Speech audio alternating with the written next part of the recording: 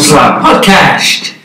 Yes, podcast. Usually we do a bit more of a high-pitched intro, but throats are sore. Yeah, we've shouted a lot.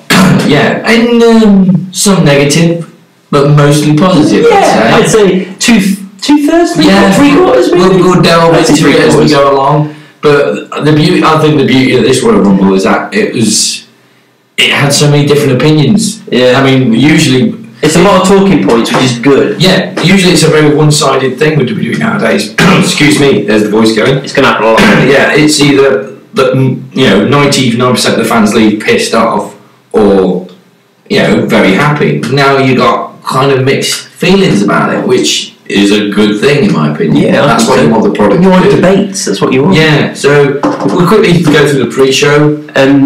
Nothing really of note apart from one match. Yeah, but we'll get to the weird tag team match. That wasn't. Yeah, was that the first one? It was the first. Yeah. One. So you had Rude and Gable tag champs going against Razor and Scott Dawson from Revival and AOP respectively, and it's just randomly put together because one of the AOPs is injured. But I was like, well, then just give it to the Revival. Then what are you doing? Yeah, it made no sense. Also, it was like, did something. I think it was Scott Dawson wrestling, wasn't it? Yeah. So it's like, well, where the hell's Dash? Because he wasn't even in the men's rumble. No. And the fact that you had to do that, because what annoyed me is, it could have been for the belts, I suppose, because it would have made an interesting dynamic of that if Razor and Dawson won. It's like, well, what does this mean? Yeah. You've got two different... Something to tune in for. Yeah. But it wasn't for the belt, was it? No, it was non-title anyway. What's the point? What's the point? You buried two, because Bobby Roode and Chad won, you buried two tag teams in one match. Two very promising tag teams that we all love that have just been booked into the ground. Yeah, and the Revival are pissed off anyway. They don't want to be there. But it also shows the lack of substance in the tag division, that you couldn't think of any other actual tag team that could have challenged tonight. So you just chuck this in. Yeah, so it was just a bit weird. It also proves that that Vince and everybody else think, the pre-show doesn't matter, as they've clearly outlined in Survivor Series last year. Yeah. It's just the pre-show is not important to them, which is why it's hard to always take things seriously when it's on the pre-show. So, well, if they don't care about it, then nothing amazing is ever really going to happen. Well, yeah, and the weird thing is after that, I mean, we had Shinsuke Rusev for the United States Championship. It was an okay match. I'd say it was a standard Raw SmackDown kind of match. Maybe a slightly above, but it could have passed. If it was on the main card, it could have just passed. I think. But no, I can't think of anything that really stood out apart from the fact when Rusev went to blast Shinsuke, he moved and hit Lana and knocked her over and hurt her leg. That caused him to get a kind of backhead Kinshasa, and then he got pinned. So Shinsuke is now US champion. Yeah. I mean, I'm glad it meant something, because we'll get to it later. It meant Lana was injured going into the women's. If this is the thing that leads to what it leads to later on. Like, I can forgive this match if giving what it leads up to. Because I think what I found interesting with that is that I think that's the first time ever a title has changed hands on the pre-show, which I think maybe WWE sense might be like, right, we're kind of now giving people a reason to tune into the pre-show. But on the other side, to me, if anything, it kind of diminished the United States Championship of going, it's changed hands, but it's on the pre-show, so you've just kind of made it the weakest belt. It was already the weakest belt they've got right now. It also tells me that the only reason they put it on Rusev was to have that nice feel-good moment for the last SmackDown of the year. Yeah. For him getting that title at the end, so it's a nice, lovely moment to finish off, and they've just back to normal. Shinsuke. So it's a cheap move personally, because it's just like, well, it means that his victory doesn't really mean anything, and that you have no real plans for it. It's just, we need a nice moment. Everybody likes Rusev at the minute. Let's just do that so we can end the year on a nice high, because we know how up and down it's been. Yeah. And now it's just, it's back to normal. I mean, it wouldn't surprise me, and I'd be fine with this, that they've kind of gone, right, we'll have Shinsuke walk into WrestleMania as United States Champion, because I know he's kind of gone down the card placement. I don't mind him. I don't mind him being US champion. No, but you need to have a fucking storyline. Yeah, well, and they did have a storyline with Rusev, but I don't see that carrying on into Mania. I think it's going to be somebody else. Well, but it needs to be someone good, someone we can really rally behind, so that you can't wait for Shinsuke to lose that title. I think it might be Ray. because the idea of a WrestleMania Rey Mysterio Shinsuke for the US title alone is WrestleMania worthy to me. Yeah, sounds good, because you know Ray always puts on a good show, and Shinsuke is great. It's just he hasn't really been given his time to shine properly. Even in the feud with AJ, you didn't really get. You feel like you were getting the full Shinsuke, you know, and you feel like there was a little bit. It's a bit of a watered down version, personally. It's also one of them where I can't. In my head, I'm thinking, right, Shinsuke and Ray's careers must have crossed paths at some point. But to my knowledge, I can't remember in any company them ever facing each other. So it might be a first time kind of thing of like these two legends in their own right. Shinsuke, legend in Japan, Ray, well, a legend in the world, basically, are going in for a first time match against each other. It could be great chemistry. It could be shit. You won't know. And then you had the cruiserweight title, which was a great match. It was one of the matches of the night. It was really impressive, which shows that that even though they're on the pre-show, and it kind of hurts that you're always on the pre-show, but they went out there and stole the show. The forum did absolutely incredibly. It was just constant energy. There was never a time it let up. There was never a time it got boring. It was just spot after spot after spot after jump after flip after hit after kick. It just kept going and going and going. They kept the momentum rolling. Yeah, it was constant. You need to do in a cruiserweight match. Yeah, because it's part of the gimmick. It's part of the point of the cruiserweight. It's fast-paced. Yeah, exactly. It's what you expect. I mean, was it? I probably got the name wrong here. Is it Tozawa who was? Tozawa, Kalisto, Hideo, and Buddy Murphy. Yeah. And what was great about it is all four of them looked strong. Yeah. At least at one point in the match. Yeah, absolutely. So, and it actually generally looked like it could go any way at any point. Yeah. There was never a time I was looking at it going, I think it's going to be that person. I was looking at it actually could be anybody. Yeah. Maybe that's because I haven't got myself invested in much in 205, so maybe I haven't looked at it enough to research and go, well, it's obviously going to be this, but on the outside perspective, you generally just didn't know. Well, we discussed this briefly of rumour is the next project for the WWE is something NXT Germany, I think. And it's not that I don't want to watch like 205 and stuff, because I think what they did is they proved 2 points in that match of we should be on the main card, this is how good we are, and tune into 205 Live. But you just don't have the time for this stuff. That's the thing. The market, just the WWE market alone, is so saturated. There's so much stuff, and it's just ridiculous. I think personally, you should get rid of 205 Live and just put them back on the main show. Yeah, maybe have them as the cruiserweight division, but have them across both shows instead of just having on one. Because then they've got a bit more of a platform. You don't have to have them on Raw every week. You don't have to have them on SmackDown every week. So if they appear on Raw one week, put them on SmackDown the next week.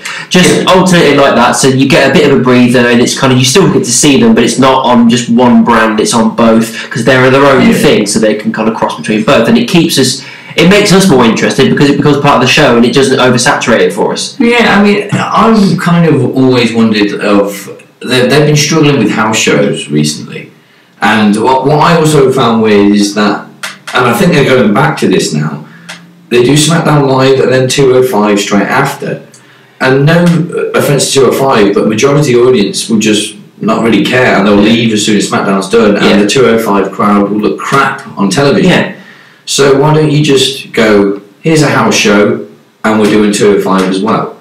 So, you got the whole anything can happen because it's not on TV, and then, well, that's the house show done. If you hang on, you are going to be part of the TV show, it's 205 Live. Yeah. You get your money's worth. Yeah. Well, it's kind of, we've lost the point there. It was just a really good match. But he retained. Yeah. He jumped again on for him with, he's a good wrestler. So. He pinned Itami, which is great for Buddy Murphy. Yeah. But Hideo is such a wasted talent. He was white hot in NXT at one point, and now it's like half the time you forget he's even on the roster. Yeah.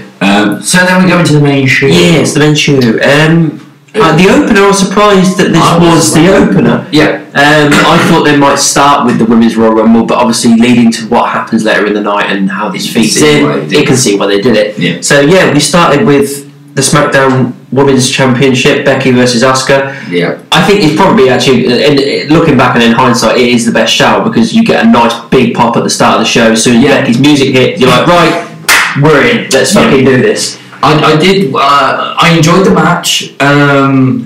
to me, it didn't really get going until the second half of the match.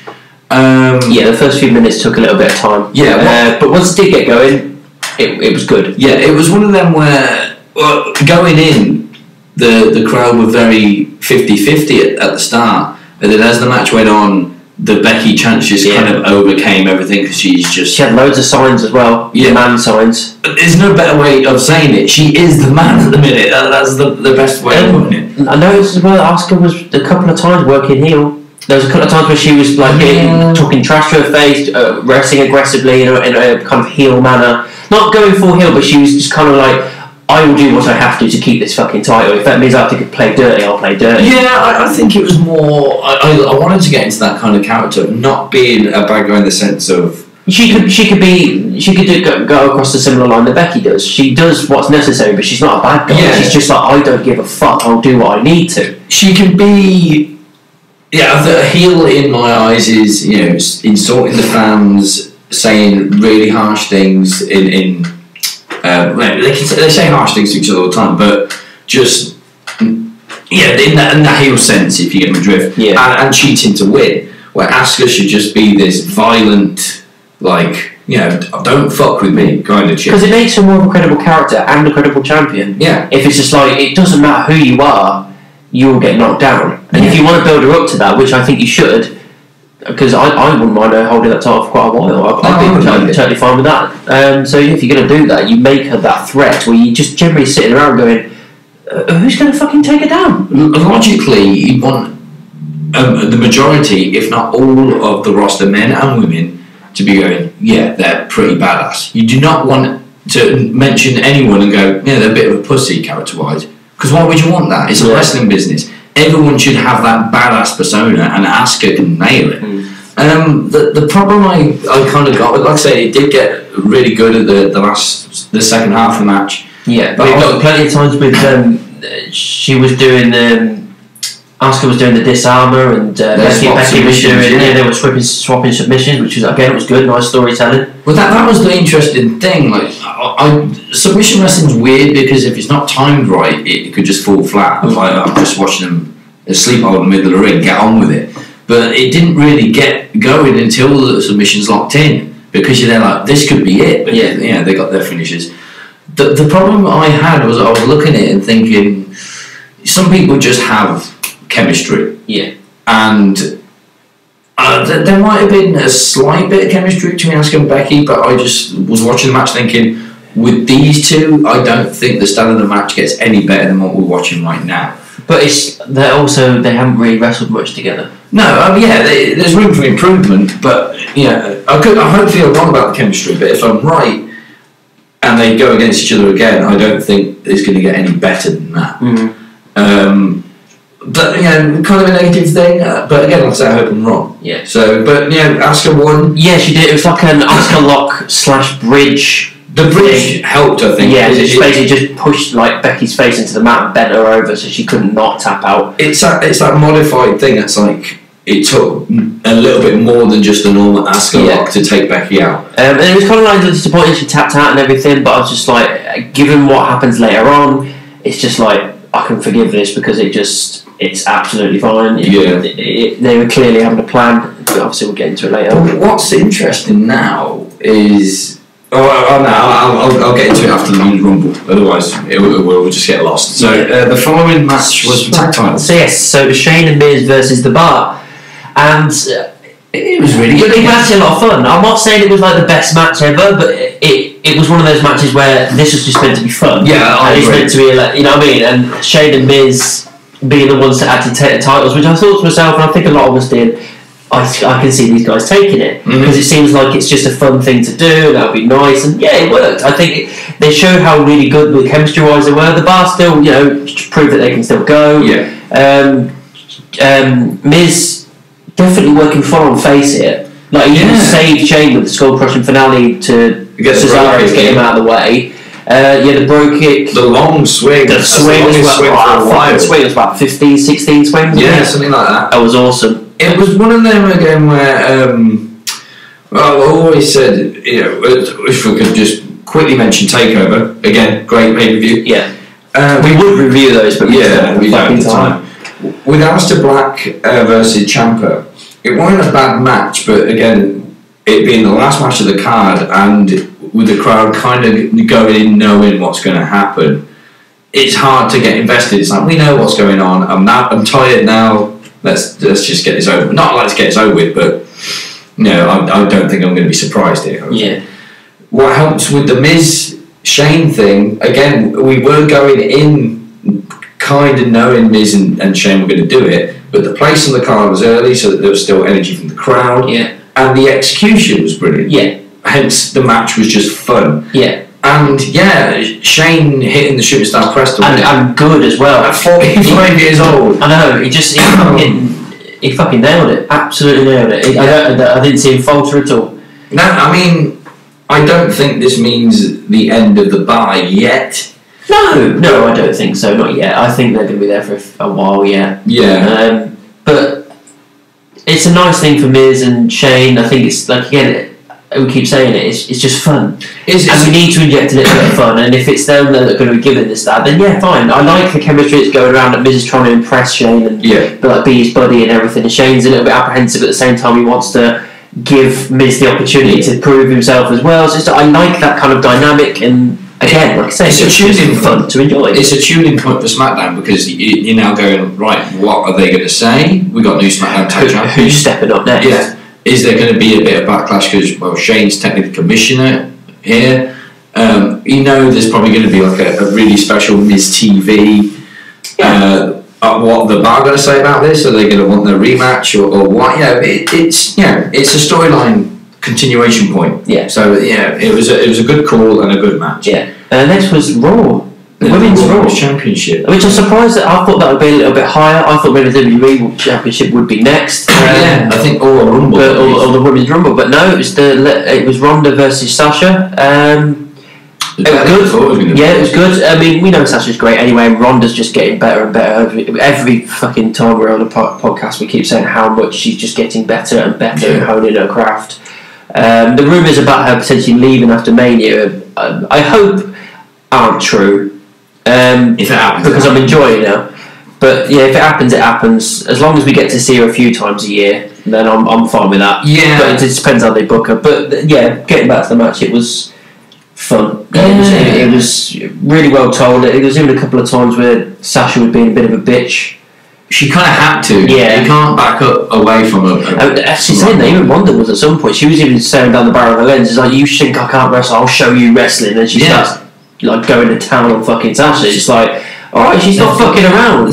You've got to be badass in this world now, otherwise you're just going to be an afterthought. That's the thing, you can't just sit there and smile all the time. It's like, no, you need to back up what you're saying. The thing I like about Ronda, she can do the smiling and like the humbleness, but then as soon as you piss her off and you see that angry face appear on Ronda, it's like a fucking bull in a china shop. You're like, oh my god. I think she's still kind of in single figures of how many singles matches she's had within WWE.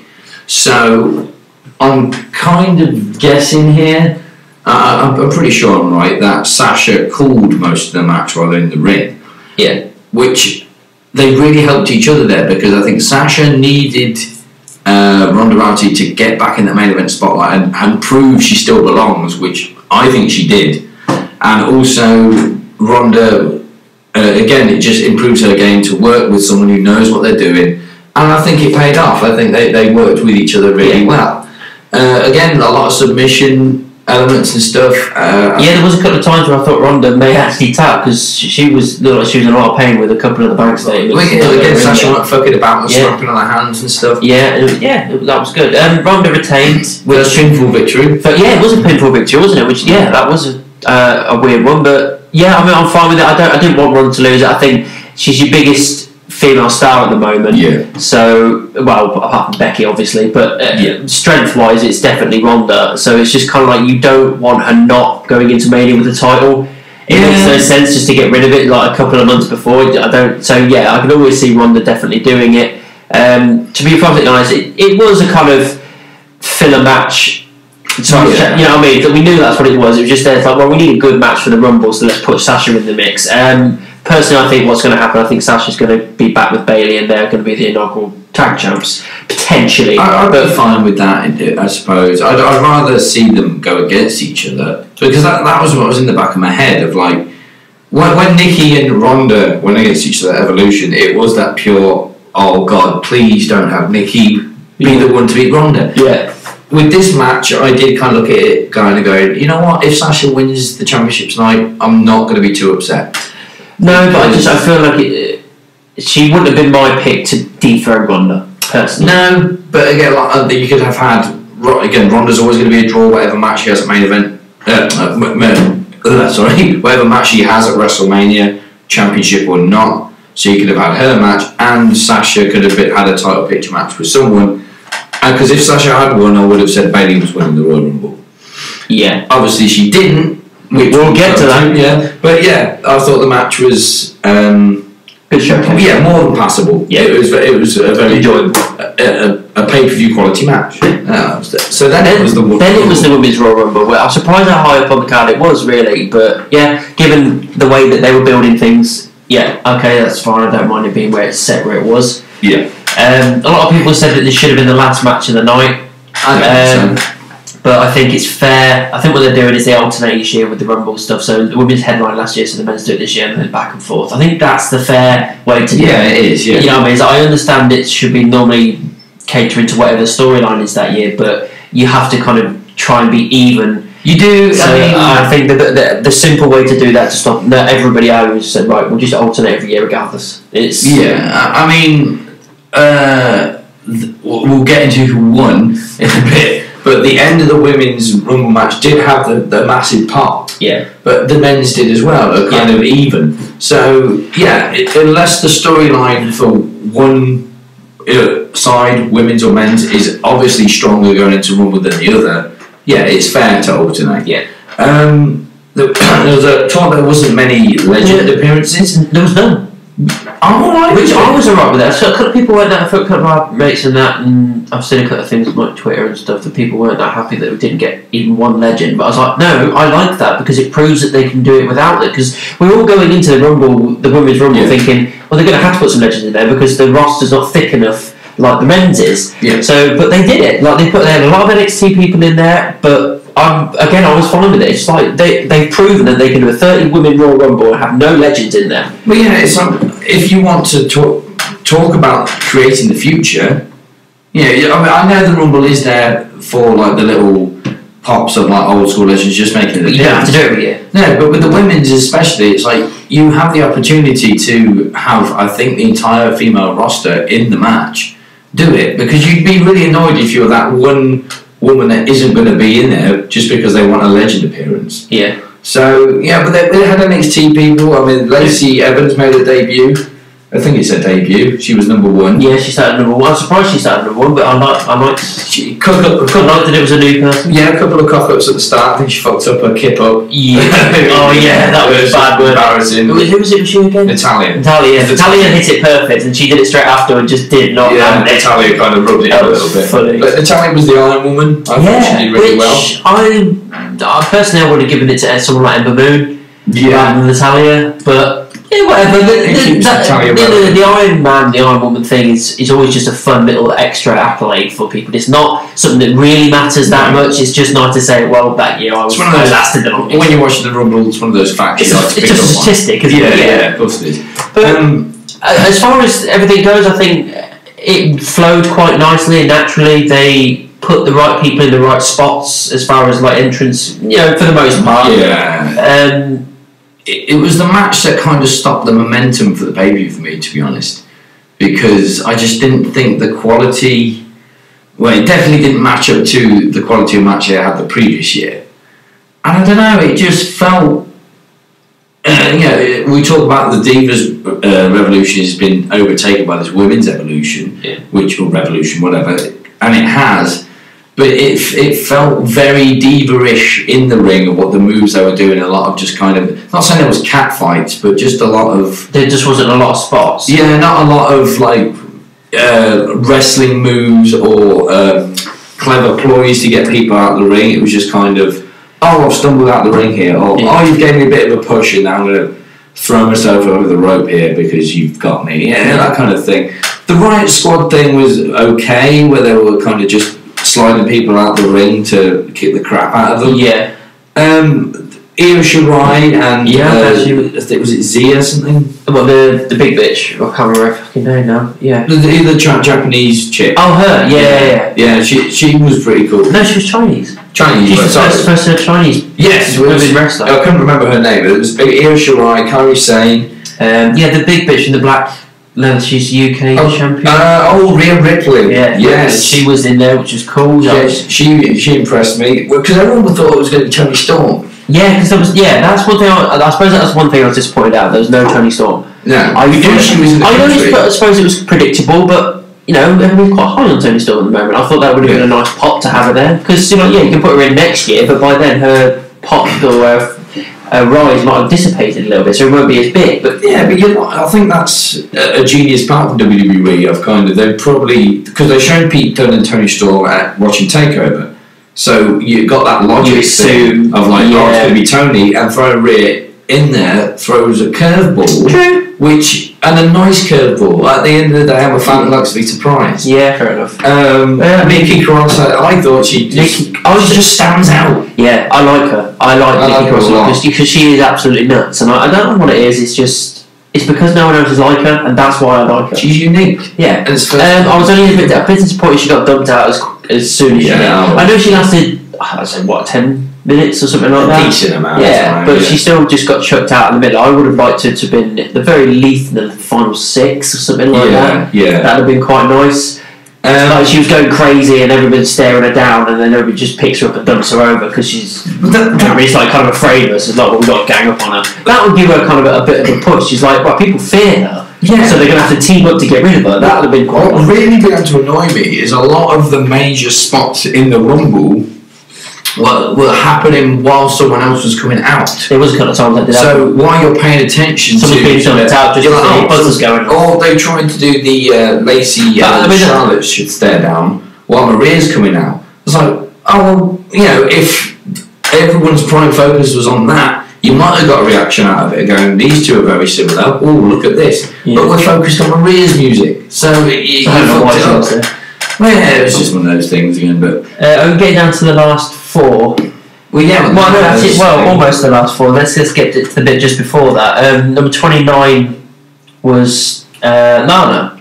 Was it 28? I thought someone else came after that. I can't remember. She's right near the end, and she was hobbling, bandaged up clearly from the match with Rusev when she got knocked down by him. Yeah. And she just couldn't even get to the ring. Refs kept coming out, and this was the point where we're all like, "It's going to happen. It's got to happen." And surely enough, Becky comes out, starts shouting at Finlay and just saying, "Put me in the match. She can't go. I want to go." Blah blah blah. And finally, Finlay just stepped back and just pointed to the ring. Off you go. The music hit. Everybody went absolutely freaking nuts. She kicked in, kicking the crap out of Charlotte. Yeah. I mean, I can't remember the last word. I think Nia. Was it Nia Bailey? Yeah, it was. It was Nia Bailey, Charlotte, and Becky. Bailey got chucked out first. Yeah. And then. Was Carmella in there? Because we couldn't remember who eliminated Nia. Yeah, it could have been Carmella. I can't really remember now. I think it might. No, I remember as both Charlotte and Becky were ringside. Looked like Nia was going to charge into them both. And I think they sidestepped and one of them managed to pull her over.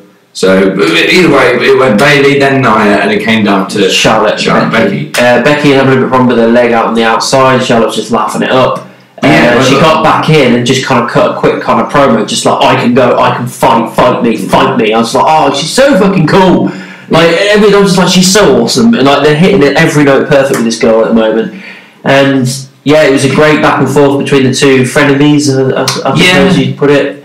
And yeah, Becky fucking won it. They did it brilliant in both Rumble match, actually, of that suspension of hope. Yeah. Of like, you weren't sure. It's a couple of times at least where you thought Becky's not going to win. Yeah, it's like because you think yourself, well, Vince obviously likes Flair because it's fucking it's a Flair. So I mean, like, it wouldn't surprise me if he does it. And it's not the end of the world because we all love Flair. She's great. Yeah, it's not her year. It's Becky's year. Have Charlotte win next year. She'll always be a big deal, Charlotte, because they'll make sure she's always a big deal. So she can win at any time. Becky's hot now, so let's fucking capitalise. It was the push of she can do it even with a bad leg, but it was also the fact with the bad leg. It was, logically as a fan, you're going to go, right, it's going to be this. The underdog story of like, even with a bad leg she overcome all odds and did it, but logically speaking they're like, no, they could go the opposite way and go, the leg wasn't just too bad. No, they use the excuse for why she and you're there going, Becky was. But that's the great, that shows that they were telling a good story there, because they give you that thing where you're logically thinking, but then also your heart's going, but she can still do it, and that shows they create tension and conflict within your own head, and that's what you want. They did the absolute right result. Becky won it. I'm so happy she won it. Everybody went nuts. It creates adrenaline and excitement. It was the right choice. Definitely the right choice. I'm surprised they didn't do a thing where she announced who she was going against in the ring like they did with Shinsuke and Asuka last year. Well, Asuka didn't announce. Well, she didn't know. But still, I'm surprised they didn't do that, because I thought they would have gone there and then for Becky to go, I want Ronda. Which we're assuming that's what's going to happen. Because it doesn't make sense for her to go against Asuka. But again, it creates another tuning point. True. Like, how's Becky going to reference this kind of thing on the following SmackDown or whatever? So great. I mean, it wasn't like I say, it wasn't like the best Rumble ever, but it was serviceable. But the last, I'd say, 10-15 minutes really kicked in. It's quite long as well. So apparently, it was 71 minutes in total. That match. It's quite one of the longest Rumble matches I can remember. So it was fun. Then it was the WWE Championship match, AJ versus Daniel Bryan. Unfortunately, after that massive pop and that massive moment we had with Becky, everybody was deflated and tired and needed a piss, and it was just a meh match of the night, really. It was just a shame. And if it was placed anywhere else, it probably would have been more serviceable, but everybody was knackered, and unfortunately it never really got going. It was just kind of like, there was quite a lot of wrestles, there's quite a lot of moments where they're lying on their back or they were just staring each other down or something like that. There wasn't too much energy in it, and it was just, that was disappointing to me, because these guys are so good, but it just seems like unfortunately it was placed badly, and it just didn't work in a different way. Probably being too generous with the card placement. I mean, I agree. Look at where they were on the card, and the energy that had been expelled from the women's Royal Rumble match didn't help. But I was watching it thinking, you're meant to be having this new aggressive AJ Styles, and you saw it briefly at the start, and then it just kind of fell back into the same old pattern. They weren't doing, they've had a series of matches now, and they weren't doing anything I hadn't seen before. It was just the same old standard movesets and stuff. Where I always believe that if you want to keep it fresh and exciting, you try something, at least one thing different in every match you have. And that's the thing with AJ now, I'm starting to get bored. It's just mundane, isn't it? Yeah, it's just, I know AJ, he is really good. I always want to root for him, because we know how great he can be. Yeah. But I feel like potentially it's started to become a watered down character. Yeah. He's being told you can't do this, this and this because you could injure yourself, and we can't have that, so you need to take it slow. It's like, well, if you keep taking it slow, you're not going to have a good product. Sometimes you just have to put caution to the wind. Yeah. And I feel like sometimes the writing team and everything won't allow that. It might be that. I mean, it's also the fact. So I was looking at it like he's not a spring chicken anymore. I mean, he's getting on in years. I think he's past his prime now. I mean, he's in his 40s. I don't know. I mean, I'm not going to put it all on AJ because no. Because I mean, Brian wasn't doing anything with Flourish much either. No, again, it was just kind of like he was doing more beatdowns than anything else. Yeah, it was just there was nothing in the match that we didn't expect. So when you're expecting, there's nothing that made us sit up. No, really.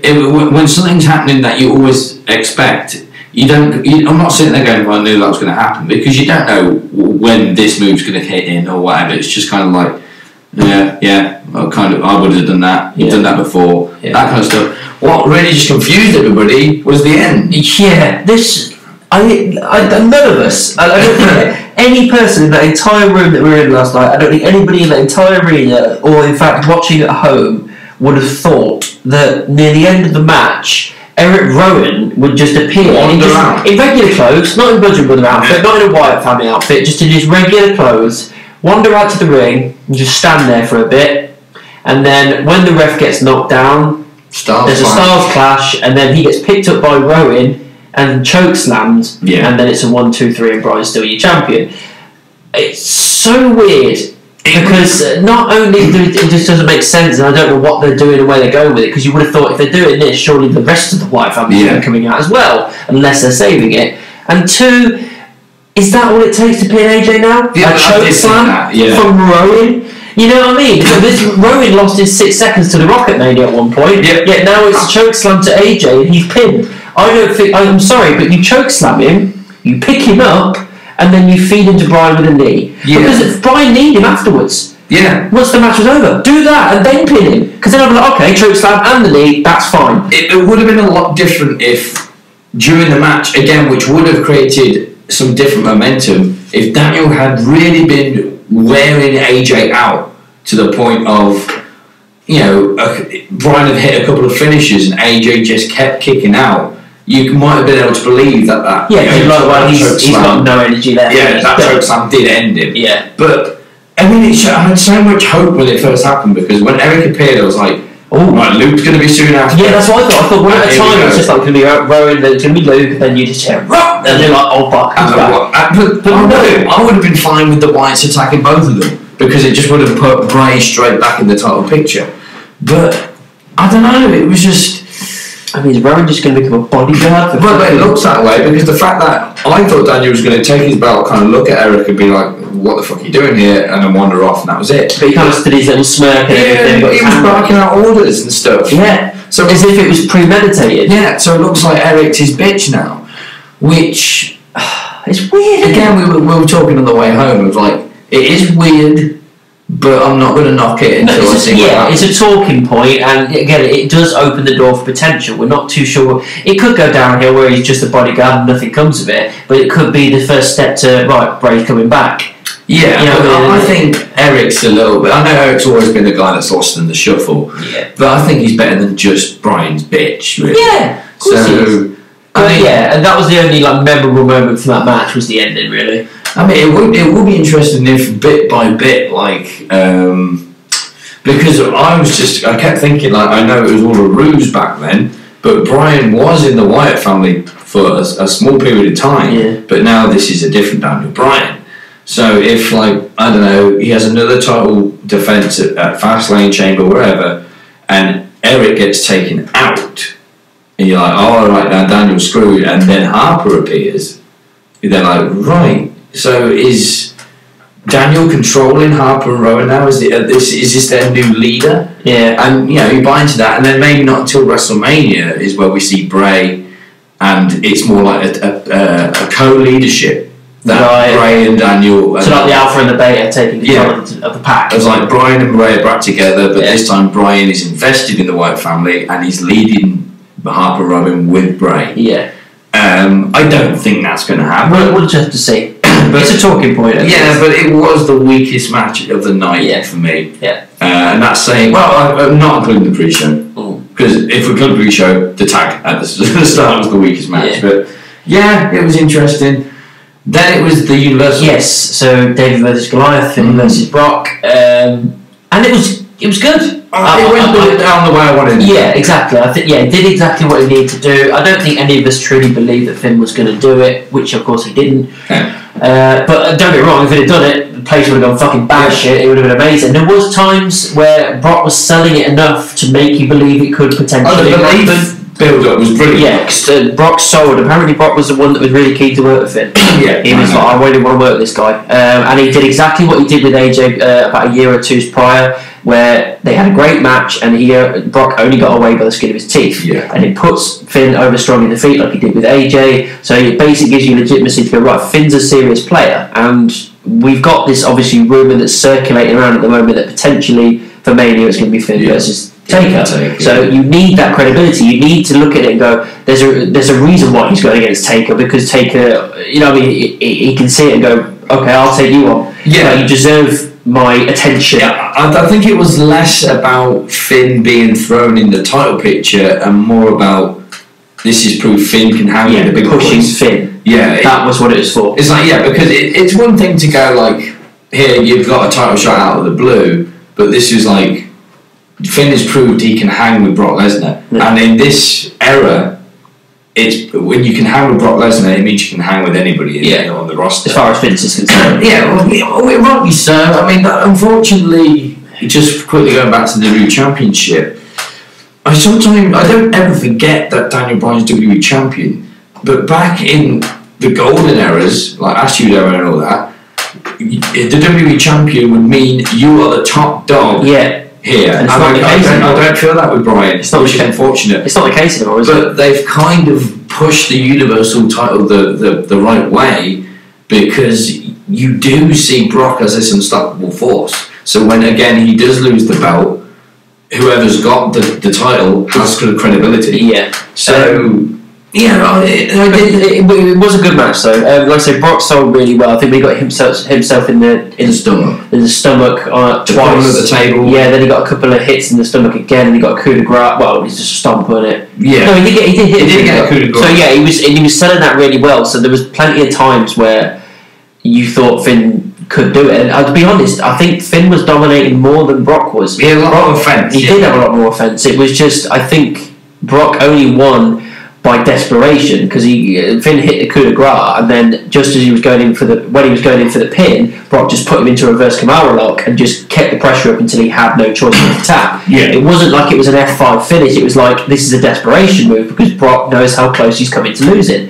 The weird thing with Brock is he's behind the scenes and just in real life, he seems to be this guy that just has mood swings all the time. He can either be really professional, zoned in, and ready to, just do his job and be very respectful. I was going to say not polite, but willing to work well with whoever he's with. Other times he's just in a foul mood. He's like, let's just get this over with, or he'll beat the shit out of Randy Orton for no fucking reason. And just be an arsehole. But with this, I mean, when they hit the stomach, I thought, and it might be partially true, Brock Lesnar had that diverticulitis thing. Yeah. Which and then he had part of his colon removed as well at some point. I don't know. It's kind of. I just remember in an interview he said it feels like you've been shot in the stomach with a shotgun and there's nothing you can do to heal it. So, and selling on the fact that his stomach's going to have that almost scar tissue thing. And then I thought, as the match went on, I was like, finishes the coup de grace. He stomps into that injured stomach. Game over. Yeah. And it would have been, if he didn't go for that Kimura lock, it would have been game over. Well, the only flaws I have with the whole thing, another great point from Brock is that he couldn't do the German suplexes because he was in so much pain. Brilliant. It's like, well, you're taking away one of your signature power moves, and you can't do it against Finn. But I think he kicked out too early from the coup de grace. I think as soon as the two count happened, his shoulder was up. It should have been a close call. Just nitpicking there. And the Kimura lock, I would have had Finn last just a little bit longer. Maybe like 20 seconds more. The belief suspension. Yeah, okay. But you saw all the intensity in Brock's eyes of like, this is it. But I mean, afterwards as well, Brock beat him down again, F5'd as well, which again, I like that because it shows that Brock was frustrated and pissed off because he's like, I came close to losing tonight. He gave me a run for my money, and I'm not going to have him fucking show me up like that. So I'm going to beat the shit into him. I'm standing tall. So I like that because it furthers the story that Brock is beatable, and it also shows that Finn is a threat to him, and it also shows that Finn's up there with some of the top guys to go, and he can beat big people. He can do this. It was like he's a top heel anyway, and got a lot of heat. But it's almost like a safety net where Vince is going into WrestleMania, just trying to get a little bit more heat. Yeah. So he did that, and again, it might have been that whole it might be partially like, you hurt my belly, I'm going to get you. But also the whole, who the hell do you think you are? Yeah. That you're this insignificant Finn Balor, I'm Brock fucking Lesnar. Get the fuck out of my ring. Yeah. So I like the way it went down. Yeah, it was good.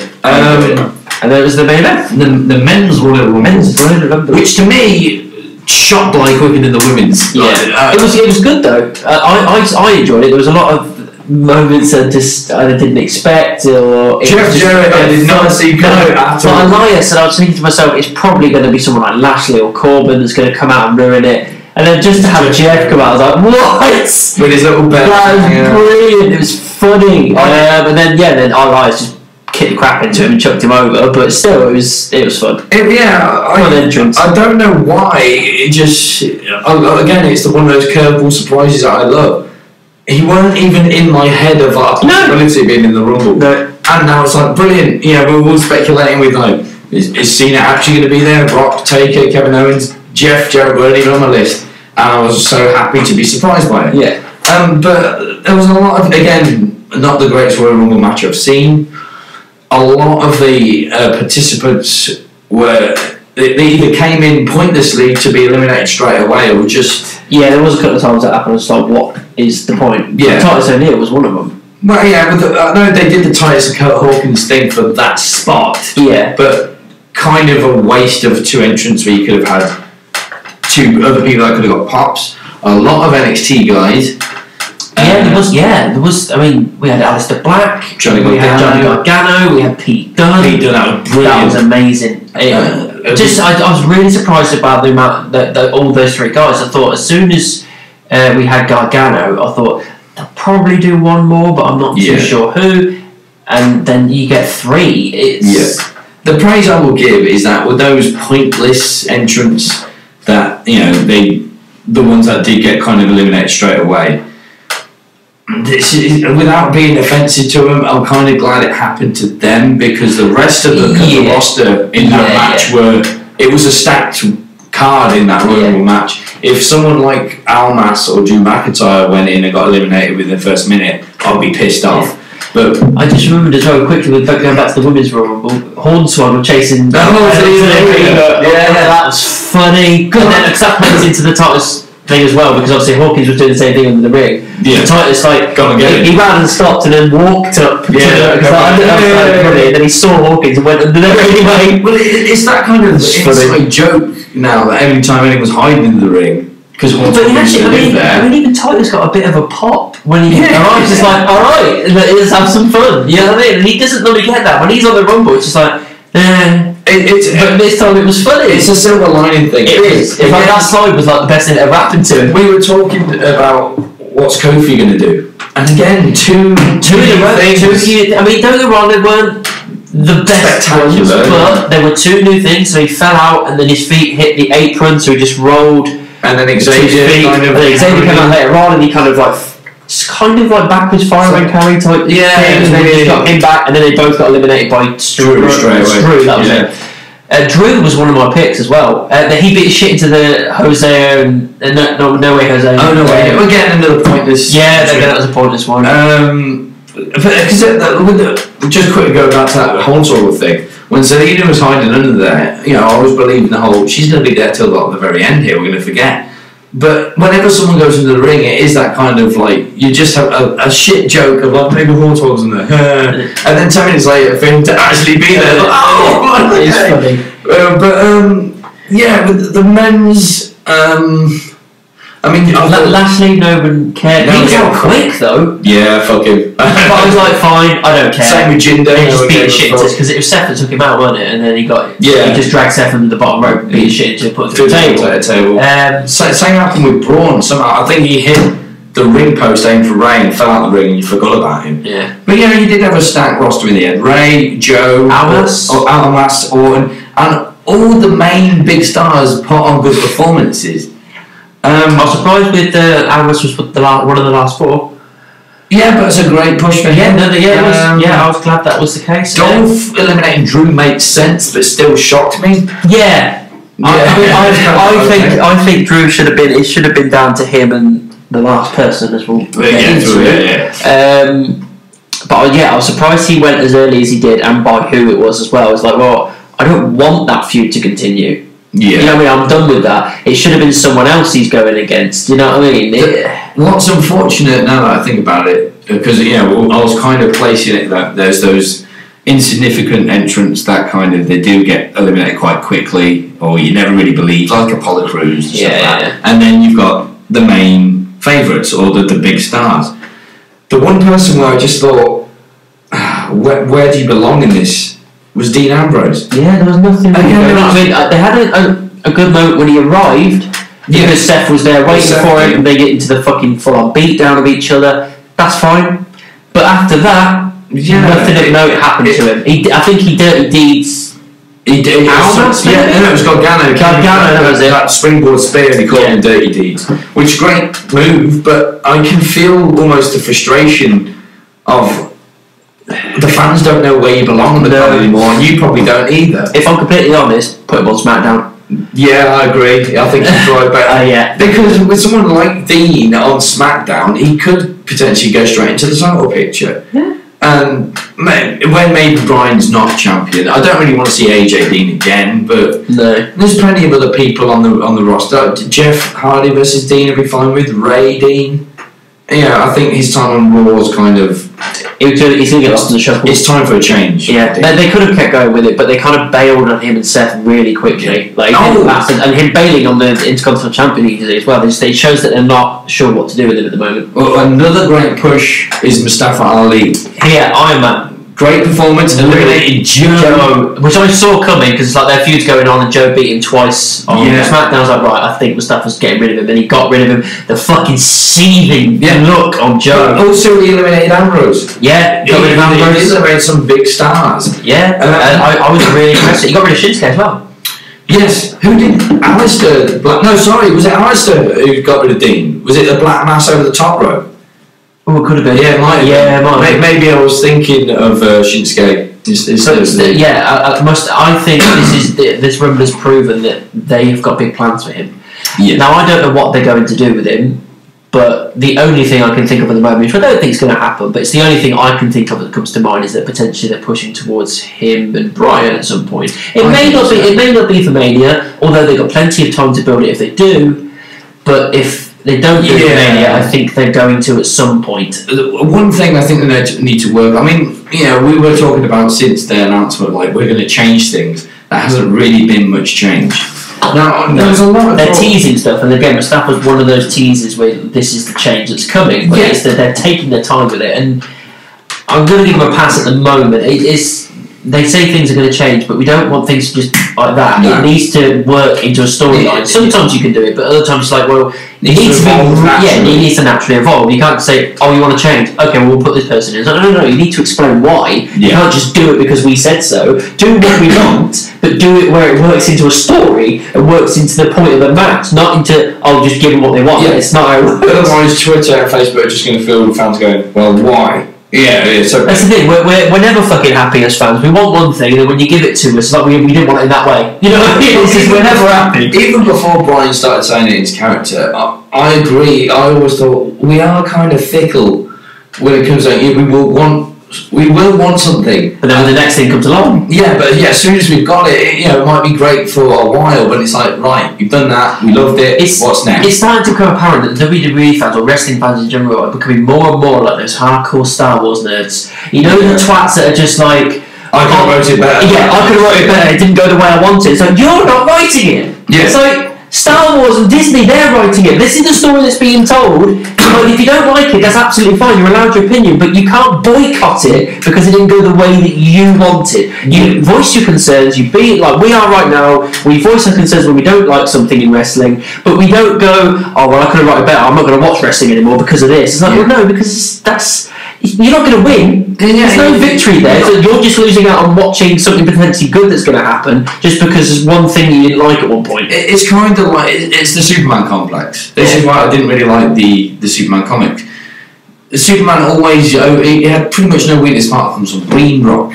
So he had to invent a weakness. Yeah, that's the thing. But that's why Batman's the better character because he's a human. Well, yeah, but and he's got flaws. He's fucking invincible. This guy. I'm not going to tune in every week just for the hero. It becomes predictable that every week I tune into a superhero show and Superman wins the end. Superman wins the end.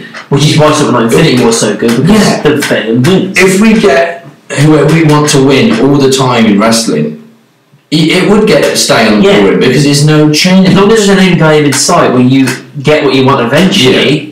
You don't execute it well. Execute it well. It's all about good storytelling, executing it well, and doing what the fans want. But in the right way. Yeah, that was the concern of this whole announcement of like, we're going to listen to you guys more often. And they haven't yet. But it's that whole... We're going to give it a chance. Yes, listen to us, but please don't look to us to tell you what to do. This isn't us going, right, you put it in front of us, we'll tell you how it should go. We're just asking you for a better product. Yeah, just like, these are the people that we like, these are the people that we don't like. Yeah. Go from there. Yeah, we're not going to tell you how to do it. Yeah, it's not like we have to have a fucking PowerPoint presentation with bullet points and say do this, then this, then this, then do that, then do it. No. We like them. We don't like them. We're saying step up. Yeah, step up your game because it's becoming stale. Yeah. So getting into number 30. Yeah. I mean, obviously, it is our truth because he won it because I missed most thing a while back, and he did come out. I'm kind of okay with it. I am because of alright, it was Nia Jax, which is weird. She came out, she beat the shit into fucking the Truth, and then she just entered the Rumble. Now, a few of our mates were just kind of like, what the fuck is this? Yeah. But I was kind of like, okay, I didn't expect it. I was in shock, and I was like, I don't know what to make of this. And then when she got her comeuppance, she was like beating up people and whatnot, and trying to throw Ray over and shit like that. And then just to get a super kick from Ziggler, a 619 from Ray, and then an RKO from Orton, and then chucked over the top. It was fun. It was funny. I was like, okay, fine. And maybe it was kind of a punishment thing for what she's been like a while back. But either way, I was finding it funny when she was getting her ass kicked. This is kind of the curse of the Rumble.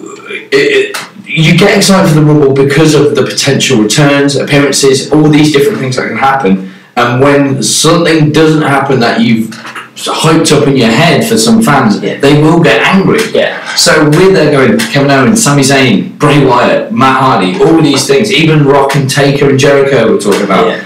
Nia, again, like the Jeff Jarrett thing, wasn't someone we expected.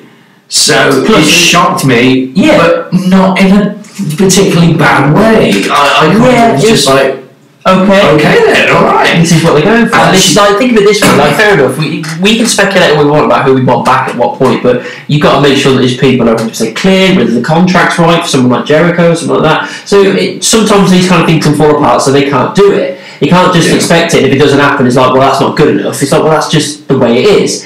With Nia, it's kind of like, well, what would you prefer? Nia coming out and doing everything that happened, or just R-Truth coming at 30 and that's it? Because that would be boring as shit. You know what I mean? So you've got a little bit of a shock thing that you didn't expect to happen, and then you got her getting her ass kicked. This is funny. Are you kind of like the ballsy move? Again, this is another element of change.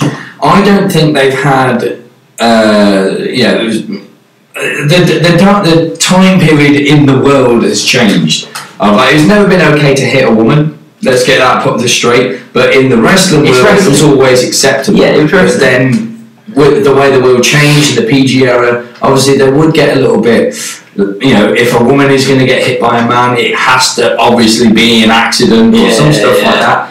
But it's a ballsy move to kind of go, right, we've got a women's evolution. They are just as good as the men, so why can't they hang with the men? And I think Nia Jax was the perfect candidate to take those three. The biggest one. Yeah. Plus, it's like there was a couple of times that the guys were standing there being hesitant. But you would. Or you would going, I can't. What do I do? And even Ray was like, what do I do? But then eventually they just kind of like, you entered this match. You chose to enter it knowing full well there were some big blokes in it. You made that decision, so you get what you deserve. I kind of like that they've kept Ziggler as like that neutral figure, because it was Randy, even the sadistic mind of Orton being hesitant is one thing. Ray is obviously going to be hesitant. Dolph was the one to go, you know what, fuck it, which just snowballed. Yeah. But again, the other thing with this change, there's a few people that are going, I wanted more legend appearances, But I was like, right, the thing they are actually listening to is our love for NXT, which is probably why I'd rather have NXT guys than legends. They got the legends out of the way early with Jeff Jarrett and Kurt Angle was number 4, I think. That was it. That's fine, because you don't need, and again, it's because you know they're not going to win. Yeah, exactly. Of course they're going to win. It's just a small pop, and it's a little bit of fun. And you know, although I do like that, I'd rather the spot being filled by someone at NXT talent, showcase them and go, this is what they're capable of. To the people that don't watch NXT, it gives them that option to go, this is what NXT is about. That's why I think it works. It's the same thing what they did with the women's rumble. There was no legends in there whatsoever. They can do it there, they can do it here, and I'm glad that they did. The difference with, I agree, it showcased them, and it not that NXT needs to get over any more than it already is, but it does. But it's to show it to the people that don't watch NXT. Well, it's the same with Ali. Ali was in there because he's getting a push. Yeah. But the difference between legends and NXT guys, like I said, the legends, you're 90% sure they're not going to win it. The NXT guys, there is a chance. There is a chance. And I feel like one day that is going to happen. Somebody's going to appear from NXT that hasn't been called up yet, and they're going to win the entire thing. Yeah. Now, for me, at this point in time, my money would have been on Aleister Black. Obviously, that didn't happen, but I would have been fine with it if it was someone like him, because he's just that kind of a character. But I'm sure there'll be someone in the future that we're really fucking high on. Could be Adam Cole. You don't know, because fucking Triple H is so high on him. There is the potential in the future for that to happen. Think of the fucking reaction of that. Someone you really enjoy, say it is Adam Cole, and they're in that matchup with their NXT, and you think to yourself, well, they're probably not going to win because no one ever has. But then actually following through with that and said, not only have they moved to the main roster, but they won the Rumble, they're going straight to Mania. That's incredible. That's one of the biggest things of all time, and I feel like eventually that has to happen. I was happy with all three NXT entrants that came in. I really didn't expect Johnny Gargano. No, I didn't. Pete Dunne, he was on my wish list, but in the back of my head I thought probably not, and it happened. I was happy. Yeah. And I was happy with Aleister, but I probably would have preferred someone like Ricochet or Velveteen Dream to come in, because I think Aleister deserved a better. I know it's not his main roster. I think the reason, it's not his main roster debut, but I think the reason he was in there is because his time in NXT is coming to a close. It's almost like this guy's coming soon. Yeah, so it's like it's a preview. Yeah. So the winner? Yes, so we got down to the final four, which was Rollins, Strowman, Almas, and Dolph. Because they tried to play it off that it was just Almas and Dolph, but we knew Seth and Braun were outside. There was even apparently news that Dolph wasn't even going to be there. And he was. I think the right call. Yeah. So obviously, I think Almas went. I think he went first. And then it was Dolph. So it's down to Strowman and Seth, and it's 2 or 3 times again the same thing. It's like thinking like Seth is going to lose. They're both out on the apron. Trading blows back and forth. Like Braun was on the apron and he was like teetering, and Seth kept going back for the kicks. Like, this is it. Yeah, and then Braun, as soon as Braun stepped back in the ring, I thought, oh fuck, they're not going to get him. It was time to thinking again. They built that suspense, which is why the Rumble from the moment it always worked. So they're on the apron, blows back and forth. Back and forth. That'd be the outtakes. Anyway, back and forth. Strowman he's down on a knee, and then basically he gets a curb stomp on the apron. Yeah, best way to do it. And then he just kind of flops and falls off, and that's it. Seth's the winner. He's going to Mania, which a lot of people going, it's the predictable one. Predictable, but we all wanted it. Seth fucking Rollins, it's his year. They're high on him. They haven't got someone like Roman Reigns in, so they need a top guy. And if it's not going to be Drew at the moment, it's fucking Rollins. And I'm perfectly happy with him being the winner. All the results on the main card were what I would have predicted. And I'm happy with it. But I wasn't disappointed. Yeah, exactly. Yeah. The only one I wouldn't just because they're predictable doesn't necessarily mean they're bad. It's all about execution and how they do it. And knowing again, hoping what the end game is. Yeah. So we wanted Asuka to win because we wanted Becky to move to Ronda. We wanted Ronda to win for the same reason. Yep. I don't think it was time for AJ to have the title back yet. Brian's got some fuel still. They were doing what made sense. Yeah. Again, like you said with Finn and Brock, we'd have loved it to have been Finn, but I think we know the direction they're going with both. But don't get me wrong. I think out of all the matches, that's the match I thought I'd have been happy with either. Well, not happy with it. I would have preferred Finn, but I understand why they keep it on Brock, I suppose. Yeah, it's weird that the shock elements of actually I wouldn't have gone that way. Well, one, I wouldn't have gone that way. One, I was just surprised. We're both in the pre-show. I was surprised Shinsuke won, and I definitely wouldn't have had Chad and Bobby win in the pre-show. I would have just mixed things up a bit and had the AOP. Controversy. Yeah, controversy. Yeah, so is that another fuck up? Probably. Yeah. We're losing voices, but that's our excuse. So yeah, Becky and Seth Rollins are going to WrestleMania. Yeah, so it looks like the strongest rumours is that Seth is going to be against Brock, and obviously Becky's going to go against Ronda. But anything can happen. And yeah, anything can happen, but I hope they go that way because Seth, you know, if they built it up enough with the potential of AJ and Finn beating Brock, when they're about a similar size to Seth, they're about the same build, then you can do that. You can build it up to the point where Seth is legitimately right. That they came close to beating Brock, so Seth's the one to beat Brock. Yeah, and I think that makes sense. Brock has been very good at selling lately to the smaller person to go, just because I'm bigger doesn't necessarily mean what he does. Yeah, and I hope that he does the right thing and Vince does the right thing and Seth comes out on top eventually because that needs to happen. I mean, I'm 75% sure because obviously it's Royal Rumble weekend. They do NXT Rumble, Raw and SmackDown all in the same city. Yeah. That Heyman and Brock will be on Raw tonight. Yeah. So I'm guessing, unless they're going to wait till Seth officially announces it, I'm guessing Heyman's going to reference that Seth won and kind of do the first promo of many to come to build it towards WrestleMania. And then with Becky, it doesn't make sense for her to go against Asuka.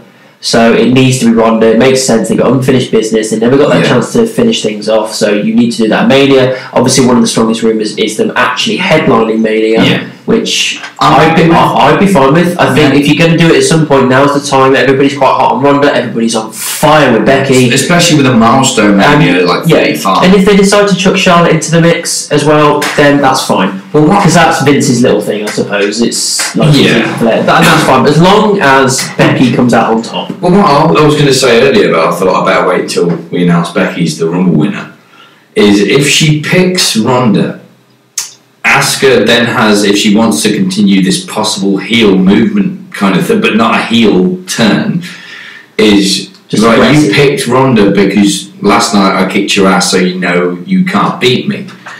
Which could lead to another match at either Chamber or Fastlane. And if Becky wins the SmackDown Women's title and she's already picked Ronda, it's like, right, you're the Rumble winner, you've picked it to go against Ronda, and now you've won the SmackDown title back, it might lead to the rumoured title unification. Yeah, you've only told me about this yesterday. I didn't know anything about this. There's a rumour about the title unification, and... But it may be too early. I think it is too early, personally, but... Again, like you say, if they're doing it with these characters at the moment, I can understand it because everybody's so hot on them. So if it was a character that you weren't that fussed about or you just kind of met about, you kind of would have gone, well, why are you doing this? But you kind of like, you forgive the fact that they're unifying the titles because you're so focused on it's Ronda versus Becky and potentially Charlotte. You just, okay, fine, let's do that. If it means unifying the belts, fine, let's just fucking do it. I mean, the only way, I think I spoke about the rumour of they were thinking of doing a women's wrestling show, which I just don't think will work. No. It'd be too, again, it's oversaturated as it is at the moment. You don't need to fucking do it. The best way to do it, if you are going to unify the belts, even if you even put it in the rule book or reference it of going, right, whoever the champion's going to be, 1 month you'll only see her on Raw until that month's pay-per-view. As soon as that pay-per-view's done, they'll spend a month on SmackDown and alternate monthly, so every woman gets a shot. And because the women's tag titles are coming into play now, it can work the same way. Yeah. So while the Raw, or just the women's champion is on Raw that month, the tag titles are on SmackDown that month. It opens a lot more opportunities because there's a lot more players in the field. Yeah, it just topsy-turvy, flip-flop the title. So flippity-flop. So, I suppose we should give the overall rating here. It was a good Rumble. Yes, there were some moments we were kind of either confused by or just kind of meh about. Yeah. But overall, I think it was a good, solid pay-per-view. The right results were given. We had some really good pops and moments that we either enjoyed and loved or laughed at. And I just think it was a fun night of entertainment overall. Yeah, I'm kind of wondering whether out of 10 to give it 7.5 or 8. Because I was going for 7.5. That's what I was thinking was my 7.5. Because I was thinking 7, but I thought, no, with the Becky and Seth thing, I think I can add a bit more. Well, that's it. With the fact that we got the results that we wanted, yes. Yeah. But and again, the first half of the show and the Cruiserweight title match and the shock of the US title match, it was a really good matches. I really enjoyed it. it was just the weird things like the WWE Championship did kind of. Yeah, I think it would have got the pace. if that one hadn't have slowed us down a little bit, and other kind of other random things happened that we didn't expect or didn't really care about, then it probably would have been an 8. And as far as the execution of both Royal Rumble matches, I've seen better Rumble matches than that. But the results made it happy. Yeah, the results are good. Yeah. The matches themselves weren't spectacular. Yeah.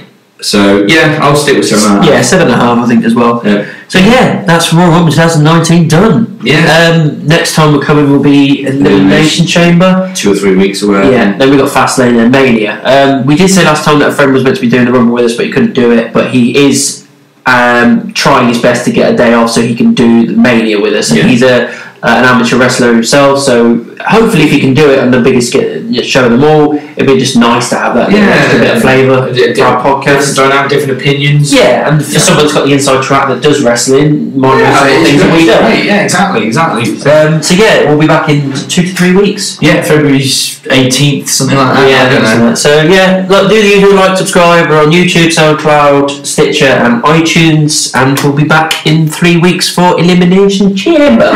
Bye.